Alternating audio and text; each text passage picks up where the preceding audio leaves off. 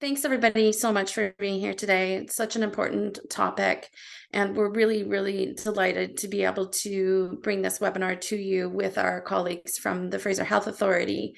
My name is Joni Sims Gould, and I am the Executive Director of the Active Aging Society and a scientist with the Active Aging Research Team. And our work is really about upstream prevention, keeping older adults active and connected, mobile, and you're going to hear about why that is so important as we're thinking about preventing falls.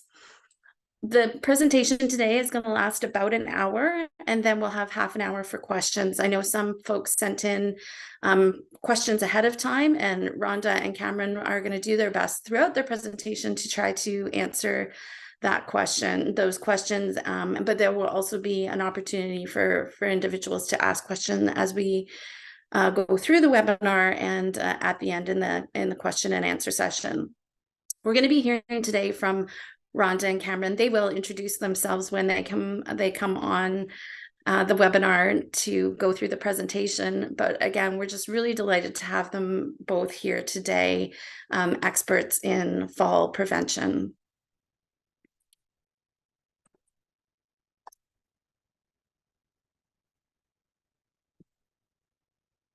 Okay, for some reason, my slides, of course, we test this all ahead of time. Oh, there we go. We're being sticky and advancing. Before we get started today, I would like to acknowledge that I'm coming to you today from what we commonly call Vancouver on the unceded ancestral territory of the Musqueam, Squamish, and Tsleil-Waututh people. We do our work across the province, and I know that many of you are from all across British Columbia, and we are grateful for the opportunity to be able to live, work, and play on these unceded territorial lands. Okay, before we get into the presentation, just a few little housekeeping items. You'll see on your screen that you are unable to see yourself. We have everybody's video hidden, so you will only be able to see the presenters. As such, we're going to use a couple of functions. So the chat function, which is right down at the bottom, or the raise hand function, I'm sorry, to get us started, is right there, that if you have a question, you can click on that raise hand button. If you have a question, you can click on either the chat button, or you can put questions in the chat bar, which will pop up at the side, and you can choose whether or not you're going to send that to hosts and panelists, or whether you want everybody to see that. And I see that there are a few folks who are using the webinar chat button already, and you can see that pops up, and depending upon who you select, either we'll be able to see that as hosts and panelists, or everyone will be able to see it. It's kind of nice if you post your questions to everybody. That way we can all see the questions that are being asked. And we will, again, try to address those throughout the presentation, but we'll have time at the end as well.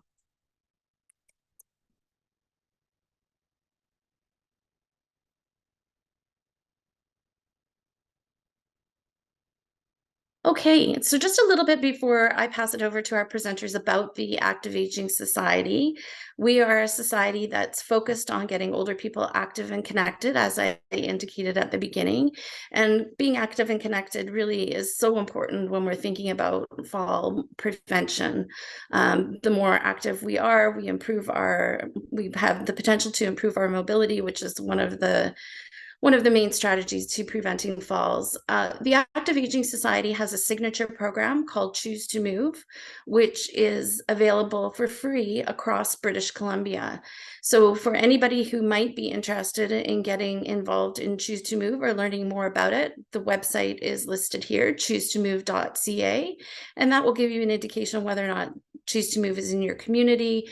You can sign up for our newsletter and just generally learn more about the program. If you want to know a little bit more about the Active Aging Society, there is our website, Choose to Move. We also have a Facebook group. And as I said, that we run this webinar series, and we also have a newsletter and many resources to get folks active and connected. So I would encourage you to jot these down. I'll put them up again at the end. But great program that has been shown to be effective and available for free across the province. So without further ado, I would like to turn it over to our speakers who are going to share with us their expertise in fall prevention. Over to you, Rhonda and Cameron.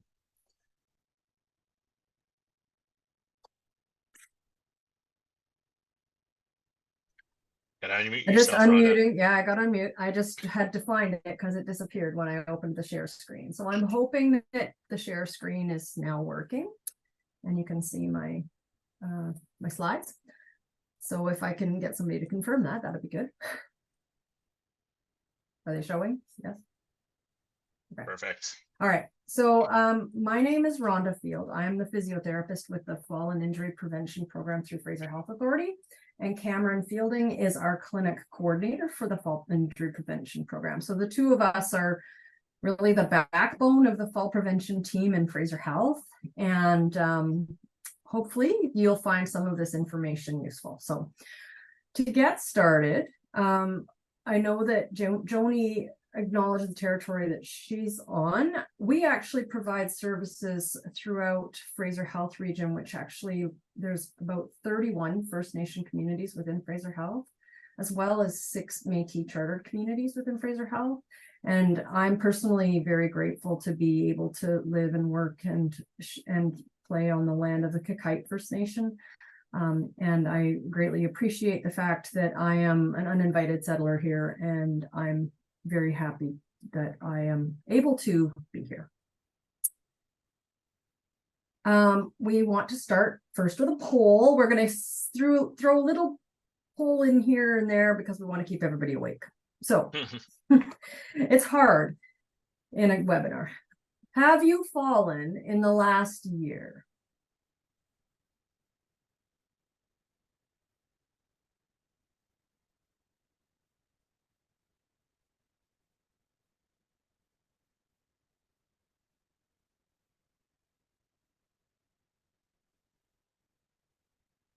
We have about 110 people that have dialed in so far, and we're getting looking pretty good at 60-40. Yeah, so that's pretty interesting. That's actually a little bit more than we would expect in the general population to have about 40%, but we're gonna maybe move on from there, I think. And maybe what we'll do is we'll actually maybe, I think, can everybody see the results or just me right now? I shared the results. Okay, perfect. So we are at pretty much a 60-40 split. So 40% of people said yes, they've had a fall, and 60% said no. So actually, before we think about that too closely, we need to think about what is a fall. So a fall, the actual definition is any time that we unintentionally come to rest on the ground or floor or any other lower level, whether or not you're injured. So that could mean you're trying to get up out of your chair and you suddenly sit back down without intending to. That's actually technically considered a fall. Or if you're, if you lose your balance and you end up on the bed, you don't hurt yourself, it's still technically considered a fall. A lot of people don't realize that. So then the question comes, now that you've heard what the actual definition of a fall is, does that change your answer? How many of you have fallen in the last year when we look at that definition?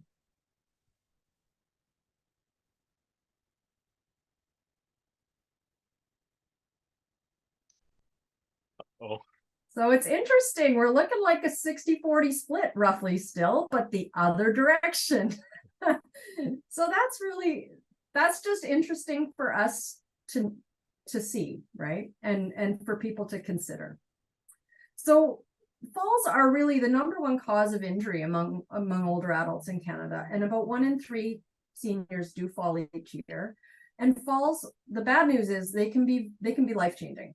They cause about 85% of hospitalizations, 95% of hip fractures. They cause people to end up having to move to long-term care or to different living environments. And if you've had a fall in the last year, your chance of having a second fall is actually up to 70%.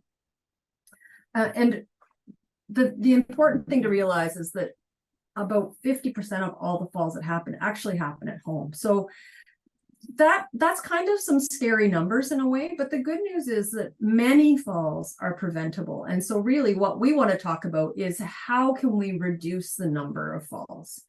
Not all falls are preventable, but many are. When we talk about what is likely to put somebody at risk of having a fall, we have 4 categories of risk factors. So the first category is what we call the biological risk factors. So this is anything that's related to the human body. And so normally when we give a presentation in person, we'd be asking people to think about what things can you think of that are related to the human body that might increase your risk of having a fall.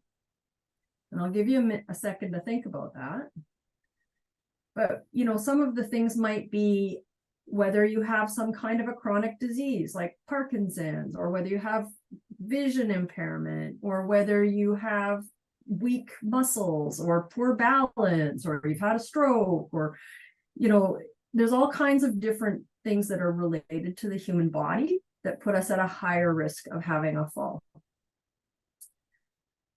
We have another category called the behavioral risk factors. So these are more about the choices that we make and the things that we do. So some examples of a behavioral risk factor would be things like choosing not to use a walking aid if you need one, or choosing to wear inappropriate footwear like stiletto heels, or whatever. It may be related to substance use. It could be related to choosing not to do any physical activity. There's anything that is related to what choices we make and what we do.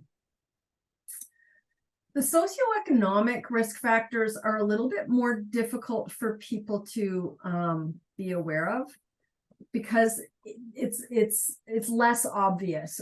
But what we talk about here is that there are some things. So for example, finances. If people have financial restrictions and maybe they can't afford the medications that they need to control the diseases that they have, or perhaps they can't afford a walking aid, but they really should be using one. That's a socioeconomic risk factor. Some of the social risk factors are things like people that don't have a lot of social support, or they don't have access transportation to go to any of the community places.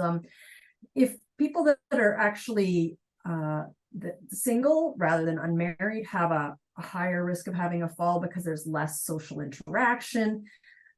Inadequate housing is a big one. So people that live in rental housing have less ability to make changes for safety to their house. So for example, if they live in a rental house, they might not be able to put up grab bars in their bathroom or whatever. So those things can make a big difference. And then the last category is the environmental category. This is sort of the easy one. These are the things that people think of, like ice, snow, slippery floors, clutter, all of those kinds of things that can increase our risk of having a fall that are related to the environment that we live in. So we have another poll question. True or false? Many risk factors for falls can be modified.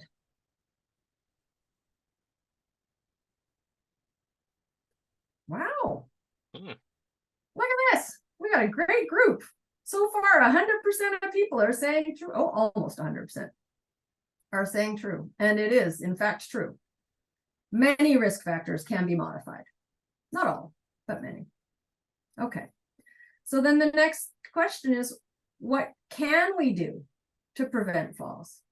So I'm going to let Cam start with talking about vision. So our presentation here talks on the 4 pillars of falls prevention. So I'll start off with vision here. So some of the common vision deficits you'd see, to the top left there, you have cataracts. You notice that there's a bit of blurriness in the center of the vision. Bottom left, we have glaucoma, so darkness around the outside, very bright near the center. Macular degeneration is up top right. Dark spots in the center, followed by blurriness kind of around it. And the very bottom, we have diabetic retinopathy. So you have dark spots throughout the vision with blurry spots as well. All of these common vision deficits play a big part in falls prevention. As you can imagine, not being able to see correctly can definitely have an impact on where you're positioning your feet in space. So some of the different vision interventions that are available to you, obviously going to your eye doctor, having your vision corrected. If you have cataracts, having the cataracts removed. Best thing you can do is speak with your optometrist about this and see what the different options are available to you. Clean glasses. So this is a very simple one that everyone can do. Hot soapy water will fix that problem in about 30 seconds. It's amazing how many individuals come to our mobile clinics that have dirty glasses. And this is a simple one to fix, and it can have a pretty pronounced effect. So adequate lighting is the next one. I like to use the example of getting up in the middle of the night and stumbling towards the bathroom. So adequate lighting would be putting in a motion censored night light in the pathway that you take to the bathroom. I like to use this example because you're at an increased risk of having a fall in the middle of the night. If you think about it, you're getting up out of bed, you're probably not fully awake yet, and you're stumbling your way towards the bathroom to relieve yourself. If there's obstacles in your path or you can't see where you're going, you're at a much higher risk of having a fall. So adding something simple like a motion activated light night light can help decrease that risk. Now, this is an interesting one. So avoid multifocal lenses. Now, this is specifically orientated to individuals who have recently switched over to multifocal lenses. Now, just for clarification, multifocal lenses are the glasses where you look up and it gives you the ability to see far away. And if you look down, you're able to see up close. So if you've been using multifocal lenses for the last couple of years and you're used to them at this point, we don't classify this as a risk factor for you, but it's more so for the individuals that are switching over to multifocal lenses so they don't have to wear two pairs of glasses. What it actually does is it messes with your depth perception. You can be looking forward straight ahead and being looking far away. And then you have to step up onto the curb and you look down and all of a sudden your vision is changed. You can see better close up. So it has an impact on your depth perception, which can cause you to catch your feet on the curb, catch your feet on a stair, and potentially trip and fall down. So if you're switching glasses and you're thinking about switching to multifocal glasses and you're already at an increased risk of having a fall, we don't recommend it as it is an increased risk. Using eye drops correctly. So following the instructions on the bottle. If the eye drops are aimed at dilating your pupils and making your vision blurry, it is not a good idea to get up and walk around. Make sure if your vision is affected by the eye drops you're using, that you're sitting down and not moving about, as obviously this is going to affect your ability to see and make it harder for you to gauge where you are in space. And then finally, modifying the environment. So if you know that you're going to wake up a couple times in the night to go bathroom, making sure that the pathway that you're using to get to the bathroom has no obstructions in it. Making sure that you're not leaving shoes or books or anything at the top of stairs where you could potentially trip over them and fall down the stairs. Just simple things like this, modifying your environment to decrease your risk of kind of having one of those unexpected falls. So we're going to talk a bit on contrast now. I have two pictures for you that I'm going to get Rhonda to bring up. I want you to just enter into the chat which picture you think is easier to see, the left picture or the right picture. I'll give you a few seconds to kind of analyze it here, and then I'll go into explaining it.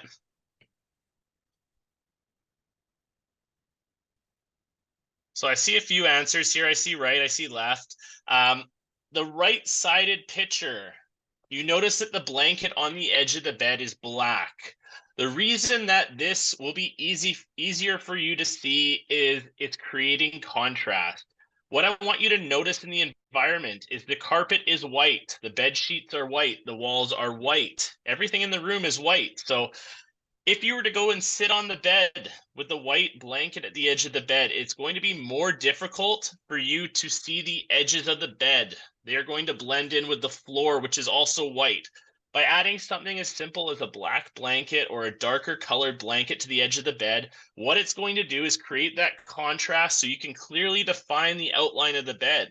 When you're able to clearly define the outline of the bed, you're more likely to be able to sit down on it safely and not miss the bed and fall down onto the floor. So we're going to go to another one here and another example of how contrast can play a big part. Two stairwells here. One stairwell, you have white wall, white railing, followed by white steps, and then a white lip to the step as well. So I see a lot of people now answering right for which one's better with the contrast, and you're correct. You have to think about it when you're going upstairs. If you're not already holding on to the railing and you trip on one of the steps and need to reach out and grab the railing, it is going to be easier for your mind to register the black railing than the white railing. Because the white railing is against a white backdrop, it's going to take you a bit longer to register where it is in space, and depending on your reaction time, you might not be able to grab it in time before you fall down. Whereas with the black one, much easier to see, much easier to register where it is, and hopefully you're able to grab it with that reaction time if you were to have a fall and if you were not holding onto the railing initially. The other thing too, adding the black lip to the step. So it's going to help you interpret where your foot is going better. You'll be able to see when you're lifting your foot up that it is up and over the lip of that step. Whereas if it's the white step, it might be harder to gauge that. So adding just a little bit of contrast in certain situations can drastically change the environment and improve or reduce the risk of you actually having a fall. So the next one we're going to go into here is medication. We recommend every year that everyone gets a medication review done by your pharmacist. So if you're on 5 or more prescriptions, you can ask your pharmacist for a medication review every single year, and they will go through your medication with you and determine if you actually still need that medication. I'm going to turn it over to the chat now. I want you to just throw out some side effects, some potential side effects of medication that might put you at an increased risk of having a fall. I see dizziness, drowsiness. So that's our first two right there: drowsiness, dizziness, confusion, tension, low blood pressure. That's another one, and blurred vision. Decreased coordination, decreased blood pressure. I'm going to go into a little bit more detail on that one. When you start to get a lower blood pressure, you can start to exhibit signs of lightheadedness and dizziness as well, which can increase your risk of having a fall. For anyone that's diabetic, having a decreased blood sugar or a hypoglycemic episode, this is when your blood sugar is below 4.00 millimoles of glucose, you'll start to exhibit symptoms of kind of weakness in the leg, dizziness, lightheadedness, disorientation. So a decreased blood sugar can have a pronounced effect on increasing your risk of having a fall. Visual disturbances, I saw that one earlier. So certain medication can affect how you're able to see. The last two side effects don't necessarily increase your risk of having a fall. They just increase your risk of injury from a fall. So if you're on blood thinning medication, any cardiac antiplatelet medication, if you've had a heart attack and you're on aspirin or your Plavix or Brilinta medication, what this does is it increases your risk of bleeding if you were to fall and hit any part of your body. If you're at risk for osteoporosis, or if you're on medication that decreases bone density, you're at an increased fracture risk. So you're more likely to break a bone if you have a fall, which is even more of a cause for concern. So we have some tricks. Our first trick is to do with low blood pressure. So what you want to do is have your doctor, when you visit your doctor in the doctor's office, have your doctor take your blood pressure seated, and then have them take it again for you when you stand up. When the doctor does this, what it is showing us is that if you're standing up and your blood pressure is dropping, it shows us that you're having a hypostatic blood pressure drop. And what this means is that your blood pressure is going to be lower when you stand up, and this puts you at an increased risk of having a fall. If your blood pressure is dropping significantly when you stand up, you're more likely to exhibit those symptoms, lightheadedness, dizziness, that you experience when you have low blood pressure. What you can do to help prevent this is as simple as, before you stand up, before you get out of bed, pumping your heels or tapping your toes. What this is doing, this is working the muscles in the back of the leg. The back of the leg has veins that are meant to return blood that's pooled in the outer extremities back to the center of the body. These veins are equipped with one-way valves. So as the muscle squeezes and pushes the blood up, it goes up and it's not able to go back down due to these one-way valves. So constant contraction of the calf muscles in the lower legs will work to squeeze the blood all the way back to the center of the body, making that blood pressure drop you experience less significant and less likely to exhibit symptoms. So another big topic of concern is calcium and vitamin D. Calcium obviously used to increase bone density and to build strong bones. So over the age of 50 plus, it is recommended that you're getting 1,200 milligrams of calcium per day from either diet or supplementation. Now, if you're not able to kind of calculate the amount of calcium you're getting in your diet, we're going to go into the next slide here on resources that you can that are available to you in the province of British Columbia that can help you calculate that. Calcium is something that you're going to find in your dairies, so your cheese, your milk, your yogurt, stuff like that.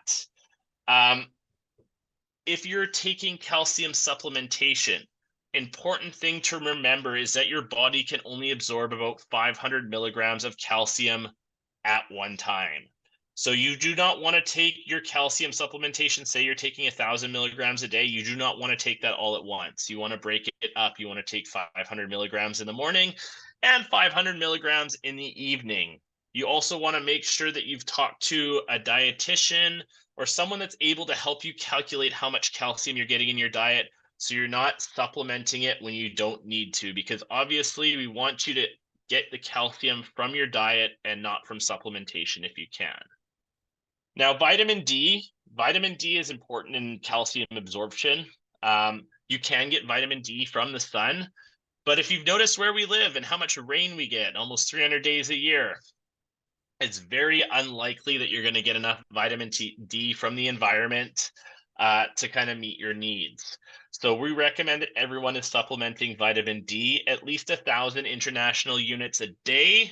You can take this all at once with vitamin D, but very important in combination with calcium for building stronger bones.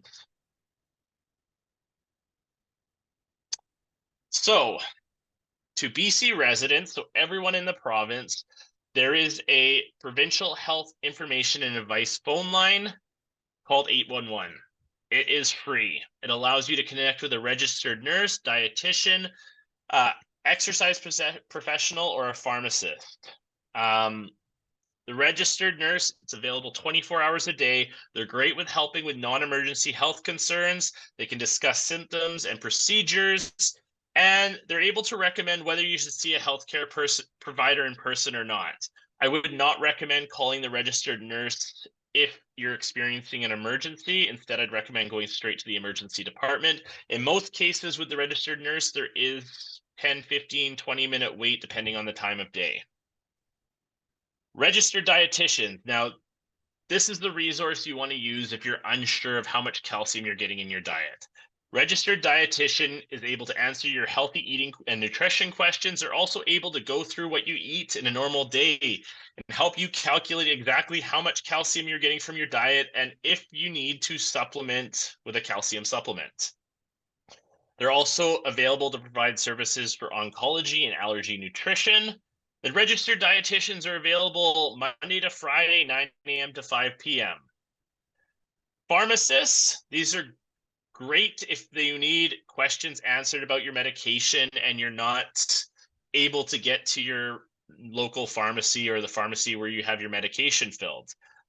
These pharmacists are available every night from 5 p.m. to 9 a.m. So they're also available in kind of opposite hours to what the daytime pharmacy would run. So another great resource. Now, the qualified exercise professionals, these are exercise physiologists. They're great at answering your physical activity and exercise questions. They're in-depthly trained at prescribing physical activity and exercise guidance for individuals dealing with chronic diseases or chronic conditions.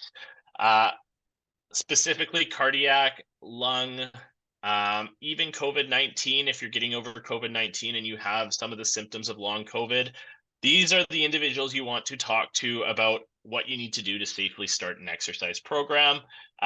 These ones are available Monday to Friday from 9 a.m. to 5 p.m. So I'm going to turn it over to Rhonda. Her specialty is exercise, and this is her favorite part. Thanks, Cam. So exercise is one of the most important things that we're going to talk about. This is an old icon from the Canadian Physical Activity Guidelines. I like it though, just because I like the way it's presented. So I'll show you the new format as well. But really what we're saying here is that when we look at the physical activity guidelines for older adults, all older adults should be doing a minimum of 150 minutes a week of what they call aerobic exercise. So that's activity that gets you breathing a little bit more quickly, gets your heart rate up. This is the type of thing that people usually think about when they think of exercise. But the guidelines also call for balance exercise, and the goal for older adults is to be working on balance every day. And we're going to talk a lot more about that in a minute. We also talk about strength exercises. I'm going to talk about that in a little bit more depth. The minimum for strength exercises is twice a week in order to maintain the strength that you have. If you're actually hoping to improve your strength, you really need to be doing strengthening exercises 3 to 4 times a week, which is a lot more than most people will do. And the little green thing that says health benefits says that these are really the minimum that are recommended. And if you do more than the minimum, you're likely to see a greater benefit. So just a question for you to think about. How many older adults do you actually think meet these guidelines? I'm wondering if there's any guesses. I'm watching the chat. I'm not seeing. Oh, 30%. Wow. Very, very few. Someone's got it. Fiona's bang on. The actual number of people, Canadians, is about 11%, which is not great. I went to a conference in Australia a number of years ago, and they were saying, oh, well, only 16% of Australians meet these guidelines. And I'm like, well, you're still way ahead of us. And I would say that actually we are ahead of our neighbors to the south. So that's pretty sad. This is the newer format for presenting those guidelines. And you'll see that when they presented the new guidelines, not only did they talk about the 150 minutes a week of moderate to vigorous aerobic activity, they also talk about the strengthening. They added standing in here. So we're all meant to be doing several hours of standing each day. And a lot of people don't actually spend a lot of time standing. And you can't tell right now, but I'm actually standing at a standing desk. I don't have a chair in my office, so I can't sit. And that makes me happy because I don't like to sit. Physical activities that challenge balance, again, are still on here. The other things that they've added in the new guidelines are limiting sedentary time to 8 hours or less, which means in the entire day, including times that you're eating meals, driving, watching television, using the computer, reading a book, we should be sitting for less than 8 hours a day and having no more than 3 hours of what they call recreational screen time. So this is not the work computer use necessarily, but if you are working, then after work, no more than 3 hours of the recreational screen time, or if you're not working, again, no more than 3 hours of computer, television, anything that they consider recreational screen time. And what's really important is that you're breaking up the long periods of sitting. We should actually be getting up every 30 minutes, but definitely you should not be sitting for longer than 2 hours at a time, if at all possible. The other guideline that they really added in the new ones is the sleep piece. Sleep is so important for our body. It's really important for repairing all the damage that's caused in our daily activities. It's important for, maintaining our mental health. It's important for many, many things. And they do recommend having a consistent bedtime and a consistent time to get up. And they make a note that if you can do some of your activities in a standing position or doing it with a little bit more physical activity rather than sitting. So for example, if you can stand while you're talking on the phone or watching TV instead of sitting, these sorts of things can help provide extra health benefits. I'm just going to make a quick note. I see somebody talking about the Apple Watch that says that you stand 14 hours a day. What that means is that you're standing for at least 1 minute or 2 minutes every hour. So generally speaking, the watches are not counting the entire hour. So don't get lulled into a false sense of security if you're standing for 2 minutes out of every hour, because then you might be standing, 28 minutes rather than 14 hours. But when we talk about evidence with exercise and fall prevention, what we found out is that really the most important things you can do to prevent falls is balancing and strength training. And there's been studies that have shown that actually the exercise piece alone is as important as everything else that you can do, like changing your medications and looking at your home safety and getting your vision checked. The exercise alone is as important as the rest of those things combined.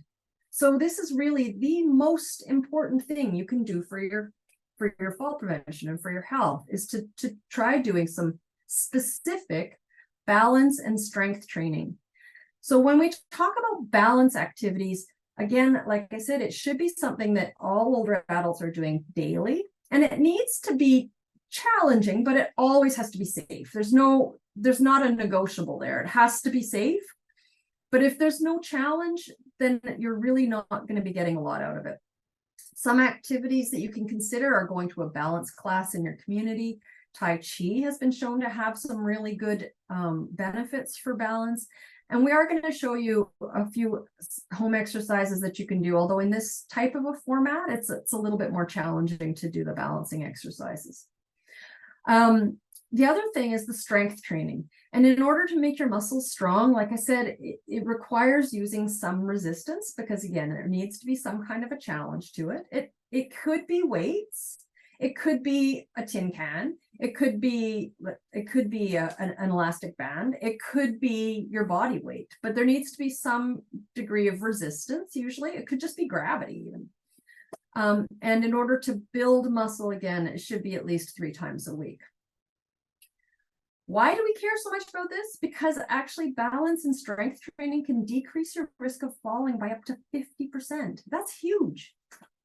There's nothing else that can have that great of an effect. And a lot of times we have people come into our clinic and they say, oh, I walk a lot, so I don't need to do any other exercise. And walking is great, but walking alone doesn't actually have a lot of benefit for strength or balance. It's really important for your heart, for your lungs, your blood pressure, your blood sugar, your brain, your bones, your general mobility, your general health. Walking is a fantastic activity if you can do it, but walking alone isn't quite enough.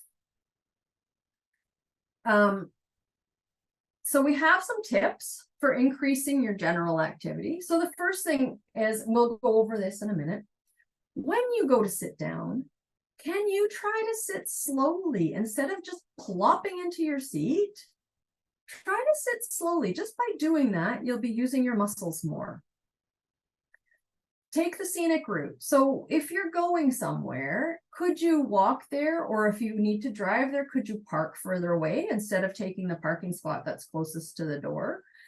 If you're in a building that has long hallways, instead of going directly to the elevator, could you go to the end of the hall and back to get to the elevator? Or some buildings you can go around 3 sides of the square instead of just going the short way. Finding ways that you can actually add few steps into your routine can be really helpful. Another great idea is to do some exercise while you're waiting for things. So for example, if you're waiting for the kettle to boil, or if you're waiting for the toaster to pop, could you just be doing some physical activity during that time instead of just standing there or sitting there? Finding a way to build it in like that. It is really important to try to aim for 10 minutes of activity at a time, particularly when we're talking about that aerobic piece. So whether it's walking or cycling or swimming, anything that gets your heart rate up and gets you breathing a bit more quickly, it's really the 10-minute blocks that we're aiming for, because that's what we need to get our heart and our lungs working effectively. So I saw in the chat that somebody talks about practicing balancing when you're brushing your teeth, and that's an excellent strategy, right? Exercise classes. There's a variety of different exercise classes out there. These are just a couple. There's Time, there's Fame, there may be rehab classes, there's Get Up and Go, there's OsteoFit, there's any number of different classes. There's balance and strength classes. There's many, many different kinds of classes. The trick is finding the one that's going to work for you, because nothing's going to work if you don't do it, right? And if it's something that you hate, then you're probably not going to stick with it. So finding something that you are willing and able to do, and sometimes it's a good idea to go and actually watch a class before you sign up. Another thing is just having a friend who can help you, so or do it with you, because frankly, a lot of people find exercise boring, and they don't look forward to it. But if you can find a way that you can encourage a friend to do it with you, that can make a big difference. So I tell the story about my mother, who's 82, not terribly mobile, doesn't necessarily follow the recommendations of her physiotherapist's daughter. And for a long time, we had conversations about doing home exercises, and it wasn't going anywhere. And then one day I went to have lunch with her, and her friend was there. And her friend asked me what I did for a living, and I told her, and her friend said, "Oh, I'd be interested in learning some exercises." And then she was really interested, and so I showed her the exercises to do. And then the next thing that happened was she and my mother would do the exercises together. But my mother spends some part of the year here, part of the year in BC. They actually were phoning each other and putting their phone on speakerphone, and they're both doing the exercises on the phone together. So, and then they would have like a gab session afterwards. So they were actually doing exercises together, but apart, if that makes sense.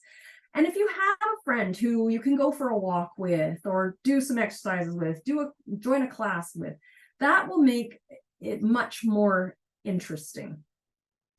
And then we talk about using an activity tracker. So there's a lot of different types of activity trackers out there. There's the Apple Watches and Fitbits and this, that, and the other thing. But to be fair, a pencil and paper can be your activity tracker, a calendar. If you can check off that you did your exercise on a day on a calendar, then there you go. That's tracking what you've done in the way of activity. It doesn't have to be complicated, and it doesn't have to be a really technological thing. But the overall goal is to move more and sit less. So typically what we like to do, so we don't have people fall asleep on us, is to do some practice. And I can't see anybody, unfortunately. And I don't know what's going to be safe for the people in the room to do, but I am going to show a couple of exercises. If you're able to stand up behind a chair or have a table or a counter or something sturdy nearby, then that would be great if you wanted to join us. Otherwise, all of these activities can also be practiced in sitting. So the first thing that we talk about is what we call toe taps. So either in sitting, or if you're comfortable standing with a little bit of hand support, see if you can lift the toes of one foot off the ground and then lift the toes of the other foot. Your whole foot shouldn't move. The only thing that should be moving is your toes are lifting up and your heel is staying on the ground. This actually works the muscles on the front of your shin. And that muscle is really important so that you don't have a foot drag. Because sometimes if people have weakness in this muscle, maybe they've got something going on in their spine, or maybe they've had a stroke or whatever, they have what we call a foot drop. There's a tendency to drag the foot, and then that causes them to trip over uneven ground or going up the stairs. Sometimes if we can work on getting this muscle stronger, that will help to reduce the risk of catching your toe on things. So like I said, you could do it in sitting, but you could also do it in standing. And as much as possible, I get that not everybody can do a lot of standing exercises, but as much as possible, we want to practice in a standing position, because when we walk, we're standing. And as much as possible, you'll see that we're alternating left, right. And that's because when you switch which leg you're using, it actually causes you to work your balance. All of these, to begin with, we recommend starting with a little bit of hand support, but as it gets easier, the idea is to use fewer fingers, because if you're using your whole hand all the time, there's not going to be any progression. But if you can get away with maybe 4 fingers, then try with 4 fingers, and then 3 fingers, and eventually you can use fewer fingers. The idea is, like I said, it should be a little bit challenging, but always safe. The second part to this, which again, you can do in sitting if you need to, is to go up on the toes. So whether you're going all the way up onto your toes, or whether you're just able to shift some of the weight through the front of the foot, that might be your starting point. Just shifting the weight forward on the toes so that you're not resting on your heels as much. But again, the goal is to make sure that this time what you're working is the muscles on the back of your calf. And these muscles are really important for push off when we walk. And make sure that you're watching your posture with all of these exercises. We want people to be standing or sitting tall when they do activities, not being in a hunched position. Walking on the spot is another good activity that you can do while you're waiting for the kettle or talking on the phone or whatever. So just marching on the spot, using again as much hand support as you need. And if you can get away with 1 finger less, then you try with 1 finger less. Again, you can do this activity in sitting. But when we're looking at, if you're walking, we want you also as much as possible to work on your balance when you're standing, right? If you're using a wheelchair or whatever all the time, then absolutely. And if you can't do activities in standing, then absolutely. But as much as possible, we want you to work towards being able to do the activities in standing to promote balance. The reason I put this picture in is this is the one activity that is physically impossible to do when you're sitting. So this activity is bringing your leg behind you. We call that hip extension. And so if you sit for long periods of time, probably the most important thing to try to do at some point during the day is to see if you can bring your leg behind you slightly. When we walk, you end up leaving one leg behind you. And if you sit all the time, the muscles in the front of your hips get very, very short. And then you lose the ability to have the leg going behind you. And as a result, you take very small steps, because you can't take that big step because you don't have the movement in your hip.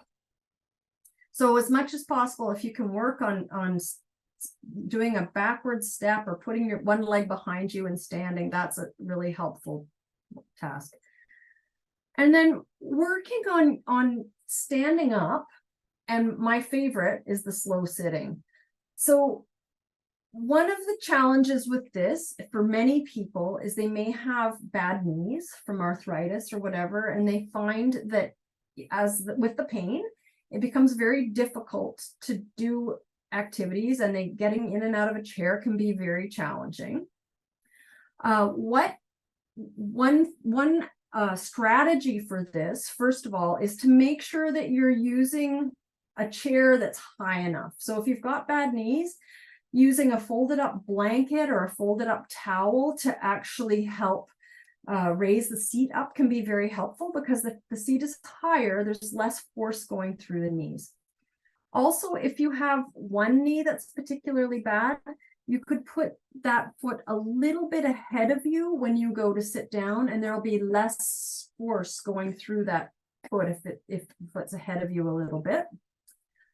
But really, the goal is when you go to sit, to try to use your leg muscles to lower you down rather than using your arms to take all of the load. So as much as possible, using your leg muscles and going slowly on the way down. I sometimes make people count on the way down and see if they can take 5 full seconds or even 10 full seconds if they're pretty good. It's a good idea to start with a small amount. I wouldn't do more than 3 or 4 of these, especially if you've got bad knees.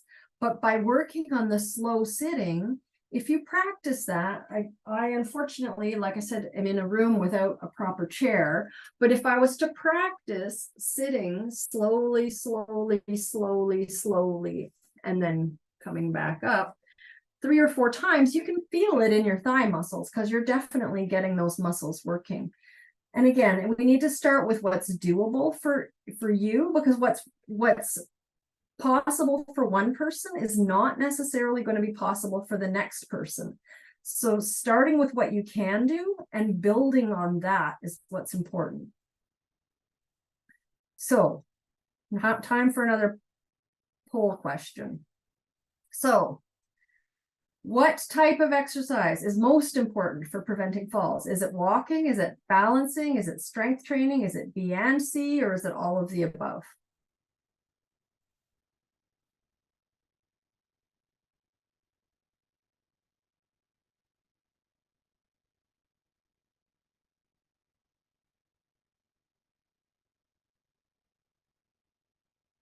Give people another few seconds.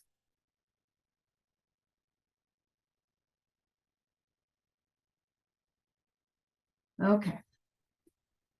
So the correct answer for this is B and C. It's the balance and strength training that are most important for preventing falls.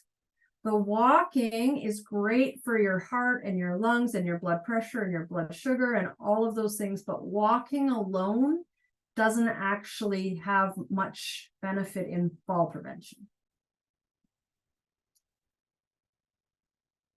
Okay, enough about exercise. Let's quickly review some home safety pieces. So the first thing we like to do is talk about the home environment. So some people have a home environment that looks more like the one on the left, and some people have a home environment that looks more like the one on the right. Obviously, if there's a lot of clutter, then it's going to make it more risky that you're going to trip over something, lose your balance, be unable to find something to hold on to. So the clutter is obviously a risk factor. The room on the right, it's a little bit easier for you to navigate around, particularly if you would need any kind of a walking aid, and it gives you lots of spaces. So if you need to reach out for help, you've got that support there. So some of the suggestions for making the home safer are removing clutter and removing tripping hazards and making sure that you're organized as much as possible. Having railings at any staircases, as well as grab bars in the shower, sometimes near the toilet as well. It's important to keep the common items that you're using regularly within easy reach. So we usually talk about having the items you're using most frequently between your shoulder height and your knee height, so that you're not having to reach way up to get things and you're not having to reach way down to get things. So if it's something that you don't use very often, those would be the things you would put at a different height. It's when we talk about using a safety stool, stools can be a risk factor. It's really important if you are using a stool that, first of all, it's got a handle on it, so you've got something to hold on to, that it's not going to slip, that it's in good repair. Another thing that's really important is when you're working at home, try not to rush. Sometimes people are in a rush and they end up tripping over things. I can't tell you how many times people have come into the clinic and they're like, oh yeah, I fell because I was rushing across the street and doing this or doing that. Especially if you're getting up and you've been sitting for a while, make sure that you're doing it slowly. Like Cam said, if we can do those ankle pumps up and down, the foot pumps to get the blood circulating before you get up, that can be a really helpful thing for getting your blood flowing and reducing your risk too. It's really important to use non-slip mats, because some of the mat rugs and throw rugs and so on can be very, very slippery. In a perfect world, we would ask people to remove all of their throw rugs and area rugs. In the real world, people often don't want to get rid of those things. So in that case, we would say use a non-slip backing and tape the edges down so that it can't actually move, and so that the edges don't curl up, because it's the curling edges and the sliding around that put people at the most risk. There may be other equipment that could be really helpful for your bathroom for safety and also for mobility. So things like mobility aids would be things like walkers and canes and walking poles and so on. We'll talk a little bit more about that. Bath safety equipment, there's, tub transfer benches and raised toilet seats and toilet safety frames and all the rest of that.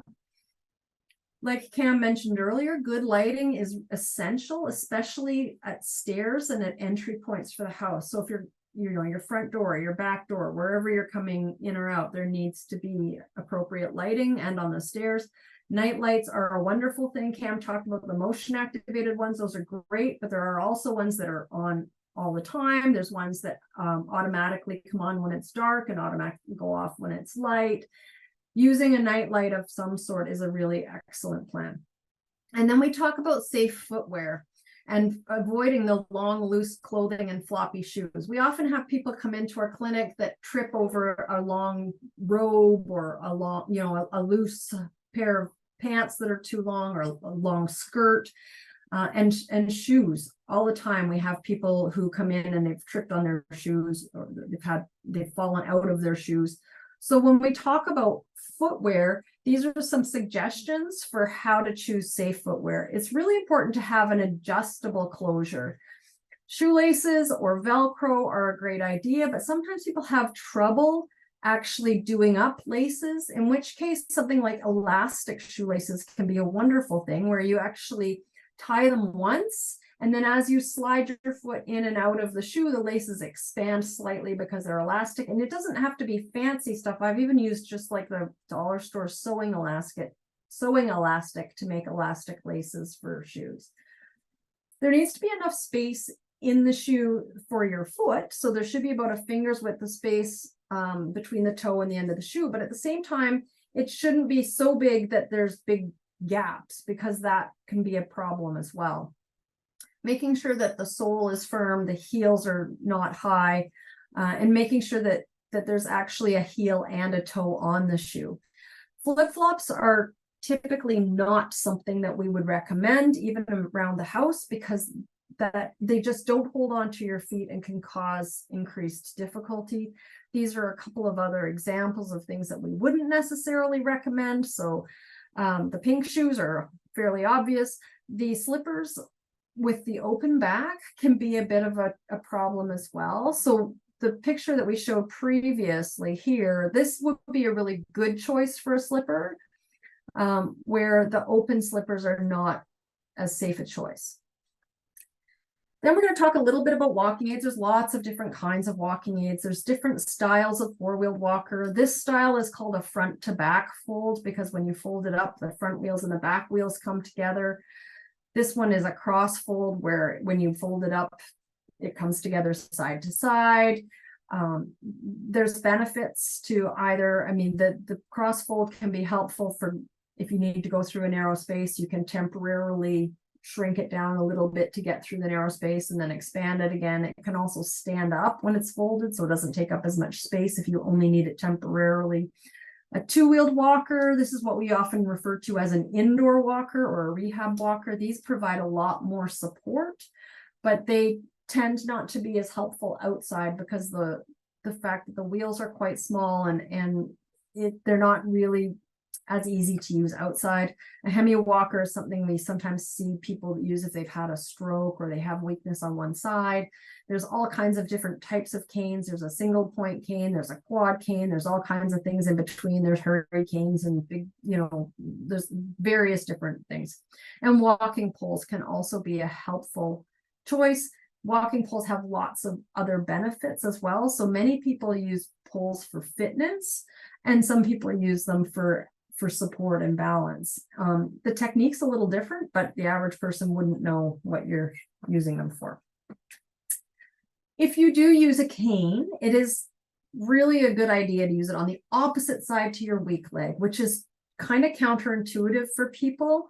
But if you have it on the opposite side to your weak leg, it actually puts more weight through your good side rather than putting the weight through the weak side. And just trust me when I say this is the way that we really recommend you use it. If you use a cane and you need to use stairs, we have what we call the heaven and hell rule for using the cane on the stairs.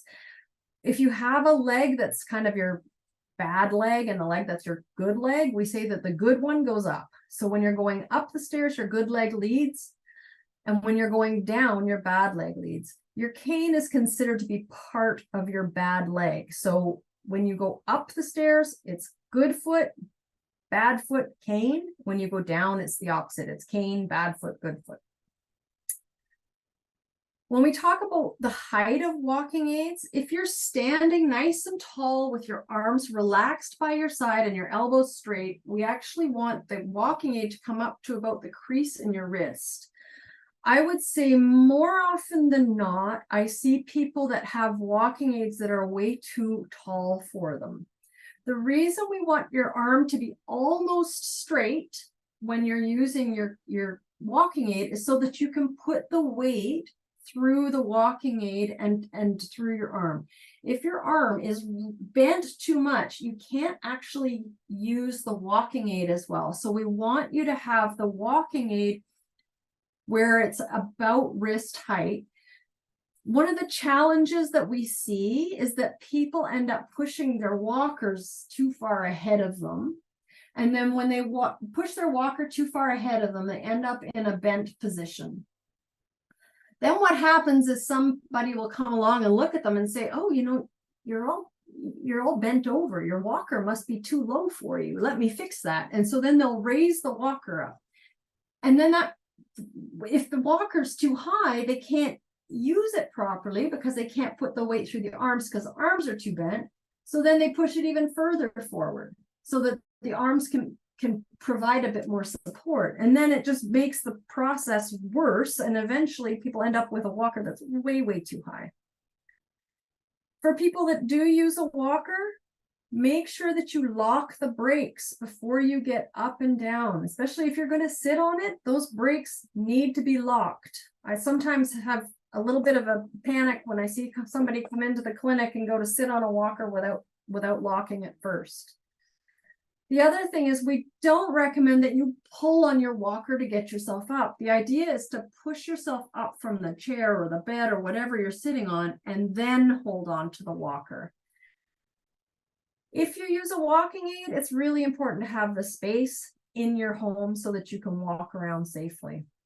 And like I said, walking poles can be a useful tool for improving balance and stability. And again, they can get more muscles working. You can get your core stronger by using walking poles. There's a lot of benefits to using poles. There's a lot of other equipment that people have in the homes possibly. So things like a bath lift, if people like to actually bathe, but they can't get up and down out of the tub, They are very convenient and they can be portable. You can even like put it in a suitcase, but they're very expensive and they're not usually covered by any kind of an extended medical. So it may not be a choice for some people, but if it is, then that might be a good option. The tub transfer bench, which is this device, has two legs that sit outside the tub and the rest of the bench is on the inside. The idea with this is that you would sit on the edge of the tub or on the edge of the bench and then turn around and swing your legs over the tub. So rather than stepping over the edge of the tub, you're sitting and bringing your legs over. So this actually makes it much safer for people that have trouble climbing in and out of the tub and lifting their leg over it. Then you can put the curtain in between sometimes there's like a slot for the curtain to go in. Sometimes if there's no slot, you just can tuck the curtain under your backside, and that way it'll help to keep the water in the tub, because if the curtain is outside of the bench, then you may end up with water on the floor, which is just another risk for having a fall. So these things are great, but they can be quite bulky, and depending on the type of tub you have, it might be challenging to find the right one to fit your tub, because the tubs that have the high walls are harder to find benches for. This type of a bed assist handle is a great tool. Sometimes they have legs that go onto the floor. Sometimes they have no legs, but it just goes in between the mattress and the box spring. It's really helpful for getting up and down from a lying position. It also gives something to hold on to when you're standing up at the edge of the bed. People can use them even for rolling if they have trouble with rolling and they need something to hold on to. They're a great tool and they can be very useful. Some people have a lift chair that actually helps get them to a standing position. Again, these things are expensive, they're not covered, but if it's something that people need to be able to get up, it's an excellent tool. I also will tell them how to use this to help them with their slow sitting exercise. They start with the height that they can do that slow sitting at, and then as it gets easier, they lower the chair slightly, bit by bit. Another tool some people don't know about is called a handy bar. It goes in the little latch in your doors for your car. So if getting up and down out of the car is difficult, there's tools for that. There's lots and lots of different equipment. It's a great idea to go scope out the medical supply store and see what they have, because sometimes there's some really neat things in there that you've never thought about. Hip protectors are very useful. A hip protector is either underwear or pants that have padding built in over the hip. The purpose of that is to absorb the force if you do fall, so that it reduces your risk of having a hip fracture. I'm sure everybody in this call knows somebody who's broken a hip. Your chance of having a hip fracture is reduced by 70% if you're wearing hip protectors. That's huge. So a lot of people are reluctant to consider it. I've worn them before just to show people, and people don't even know I'm wearing them usually, but they are a very useful tool. A personal fall alert, Lifeline is one brand. There's lots of different brands out there, but any kind of an emergency response service or help button can be useful.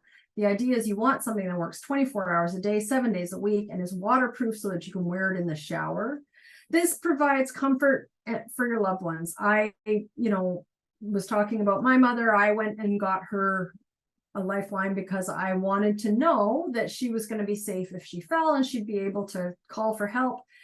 And I also made sure that she had automatic fall detection, because sometimes people don't press the button or can't press the button when they have a fall. But the ones that have automatic fall detection, if you don't call for help and they register a fall, they'll call for you. Some of these are only available, like some of these will only work within your house, and some of them have like a GPS capability that'll work in the community. It really depends on what is going to work for you.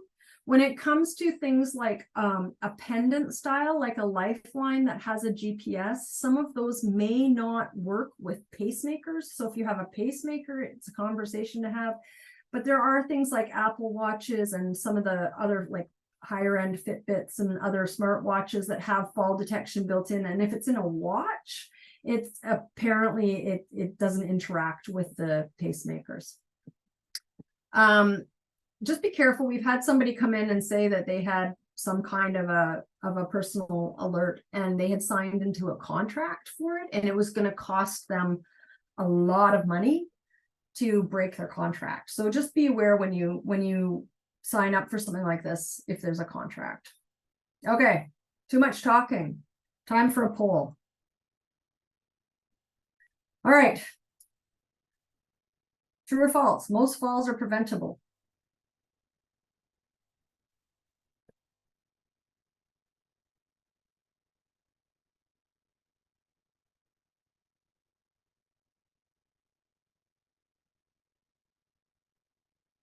Excellent. Yes.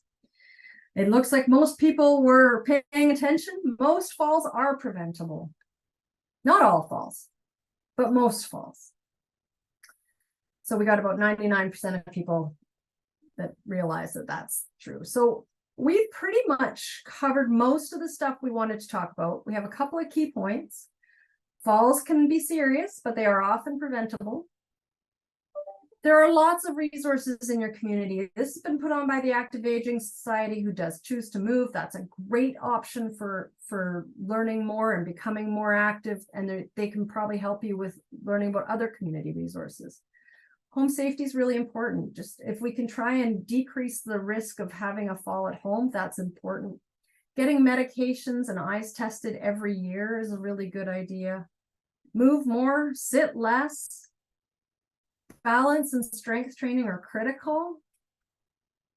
A lot of the risk factors for having a fall can be corrected, and if we can decrease the number of risk factors, we'll decrease the number of falls that are happening. And really, the big question is, for most people, their importance is very important to them.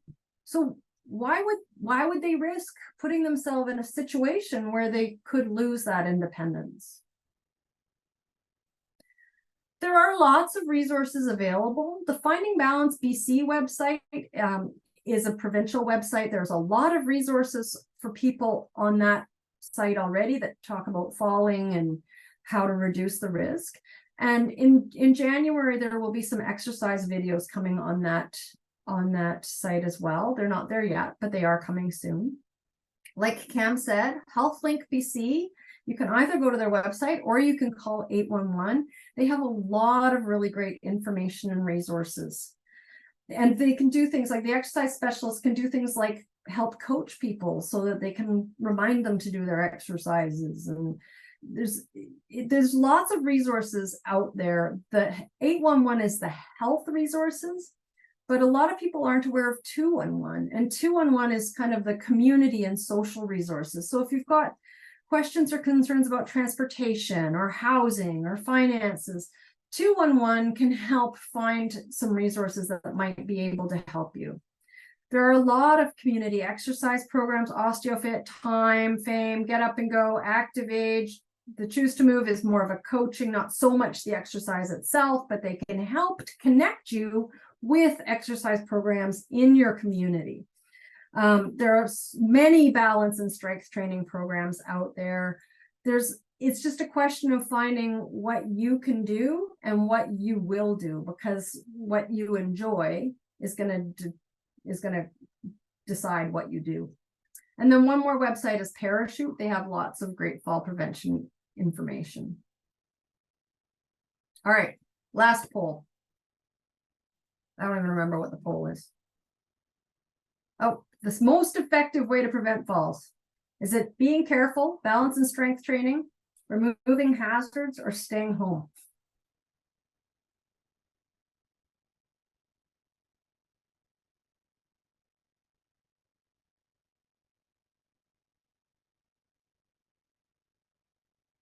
Okay. So the most effective way is balance and strength training. The caveat with being careful is that when people say that they're being careful, what that usually means is that they're avoiding activities that may put them at risk. And if you avoid doing certain activities, then you start to lose the ability to do that activity. If you stop doing strengthening activities, your muscles get weak. If you stop doing balancing activities, your balance gets worse. So yes, we don't want you to take unnecessary risks, but at the same time, the best way to prevent falls is by improving your balance and your strength. So we have lots of time for questions. I know there were some questions that were pre-submitted. I answered a lot of the questions in the chat too as they were coming up, or tried to at least.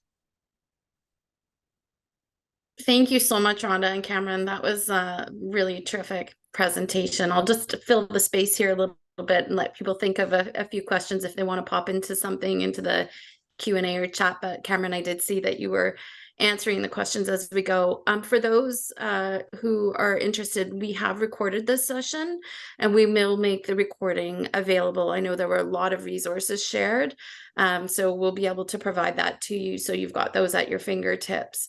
But again, on behalf of the Active Aging Society and all of those who attended today's webinar, I want to thank you both so much. It was an excellent presentation, so comprehensive, and some really, really practical suggestions, which I think is nice. Often you go to these webinars and, you know, it's a lot of information, but not necessarily a lot of strategies, but you really nailed it in providing people with some really practical strategies. So thank you.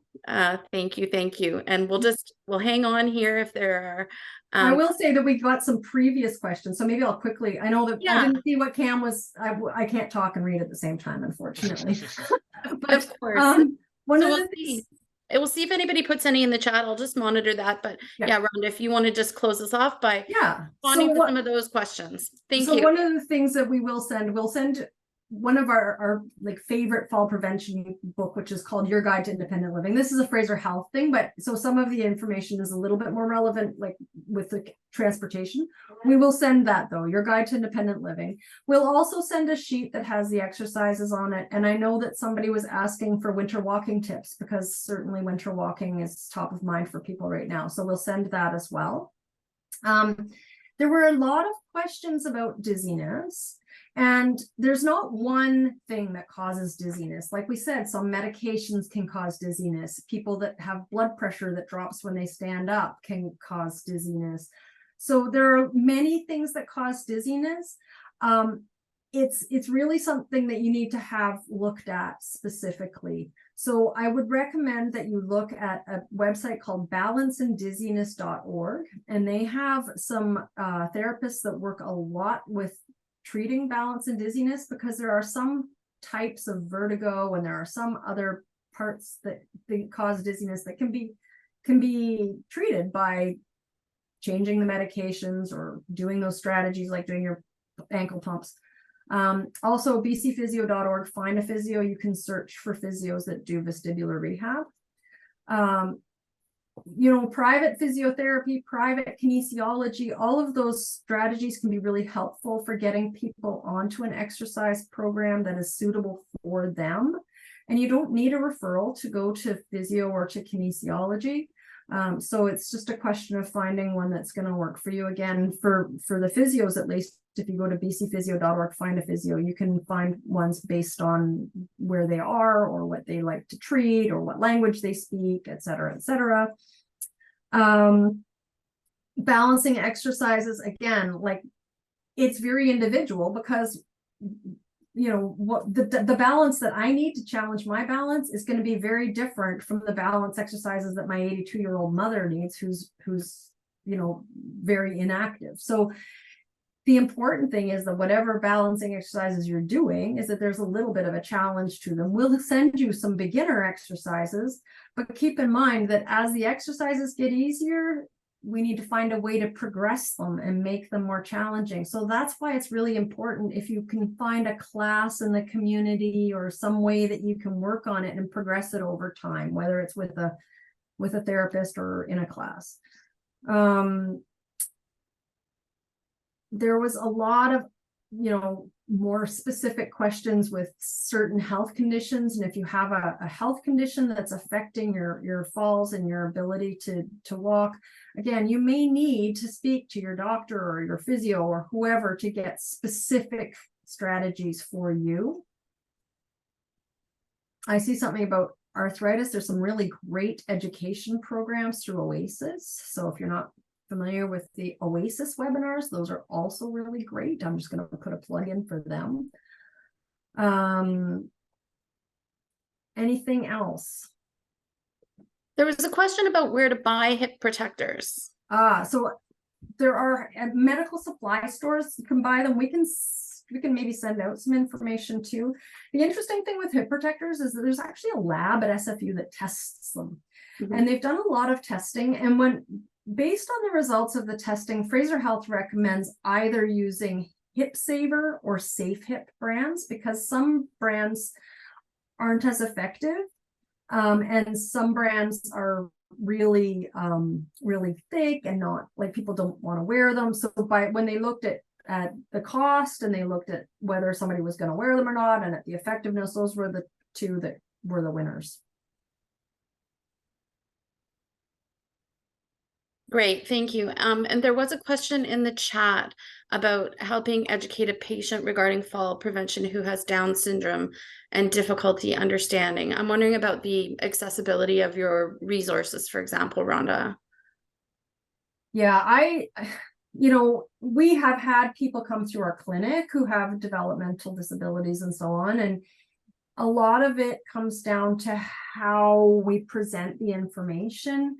This format is not the best format, obviously, for something like that. A lot of times it's very much working with somebody and showing them things. I will say that with the resources that I talked about that are going to be available on Finding Balance coming up in the new year, there's actually going to be a number of resources there for help for caregivers, also for how to help reduce the risk of falling. And these resources are actually going to be translated into a number of different languages. So that might be good too, because if we can educate the caregivers on how to help reduce the risk of falling, then hopefully they know the people that they're caring for best, and they can hopefully have those communication strategies.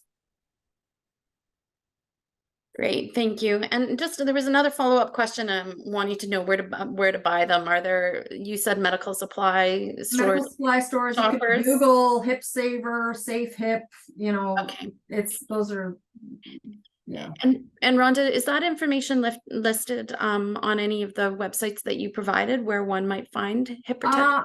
I'm not actually sure if it's on the Finding Balance website. I do know that in the Your Guide to Independent Living that we're sending out, there is information in there about Safe Hip and Hip Saver, but it's an old brochure, like it hasn't been updated recently. So I don't know if the phone numbers are still accurate.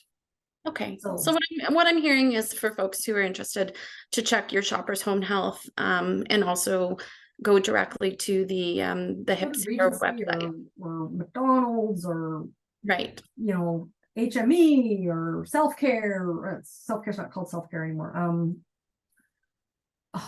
I'm drawing a blank. It's not NPH, it's something similar. Anyway, yeah, so medical supply stores have a great. Okay, that's great. Thank you. Any other questions that anybody would like to post in the chat or in the Q&A section? Okay, seeing none. That was a lot of really wonderful information today. I see people have asked if we will post the recording, and we will. We're going to post it on the Active Aging website. I know Rebecca, she'll throw that up in the chat one more time. We'll also send out a link to the recording. So if you missed the first part or you want to access those resources, they will be there for you. I do see a couple of other questions if I can just jump in. Yeah, absolutely. There's a question about whether physio is covered by BC Medical. So I understand, and I've never worked in private practice, but I understand that if you have certain types of BC Medical coverage, like if you're over 65 or whatever, you may be able to get subsidized partial costs. There's nothing that's going to cover the full cost in the way of BC Medical, but they may cover partial costs, and I think it's 10 visits a year. But that's a conversation to have with the physios at the clinic, because they deal with that all the time. So yes and no is the answer to that question. There was a question about sharing this with elders. Absolutely. And actually, when you're talking about elders, if you're talking about Indigenous elders and you look at that Finding Balance website, there's an excellent video on there about Tai Chi that was actually filmed with some of the elders. And it's just it's a wonderful video. So, you know, we absolutely would love to see you share this with whomever you can. And there was something else. There was a specific balance or vestibular question. Should somebody talk to their doctor? I mean, obviously your doctor, I think your doctor should always be aware of what's happening with you. And yes, you should talk to your doctor, but you can also see a therapist who specializes in vestibular rehab without a referral. So it's not a requirement that you go through a doctor first, but I think that the doctor should always know what's happening.